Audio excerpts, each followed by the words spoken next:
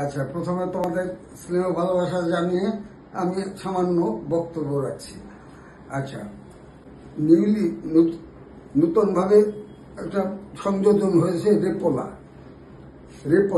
এই রেপোলা সম্পর্কে আমার তেমন ধারণা ছিল না, এবং রেপোলা সম্পর্কে ভেবেছিলাম কেবলই সবেমাত্র হয়েছে, হ্যাঁ, এর প্রতি কোনো আসক্তিও ছিল না। কিন্তু আমি একটা পলিসি করে বা একটা কি বলে ফিক্সড ডিপোজিট করে, হ্যাঁ, দেখতে পেলাম বেশ ভালোই। গুরুত্বপূর্ণ বিষয় হচ্ছে কোনো প্রতিষ্ঠানের অগ্রগতি নির্ভর করে তাদের কর্মীদের এবং ম্যানেজারের একান্ত ঐকান্তিকতা এবং তার যথেষ্ট পরিশ্রম এবং শ্রমের উপর।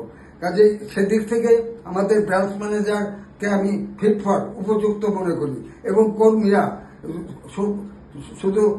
কর্মীরা যথেষ্ট অ্যাক্টিভ এবং তাদের ক্রিয়াকলাপ যথেষ্ট সুন্দর এবং প্রশংসনীয়, ভূয়সী প্রশংসনীয়।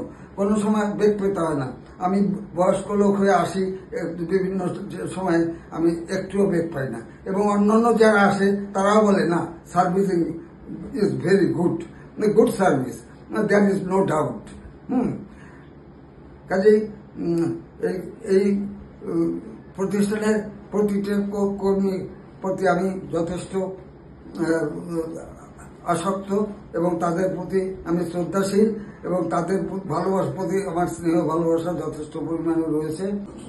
সর্বশেষে কেবল আমাদের ব্রাঞ্চ ম্যানেজার মানুষ দাস মহাশয়কে আমার সশ্রদ্ধ ভালোবাসা, স্নেহ, আশীর্বাদ জানিয়ে, এবং এই অফিসের সমস্ত কর্মীবৃন্দকে আমার শুভেচ্ছা, ভালোবাসা, স্নেহাশিস আশীর্বাদ জানিয়ে আমি আমার বক্তব্য শেষ করছি।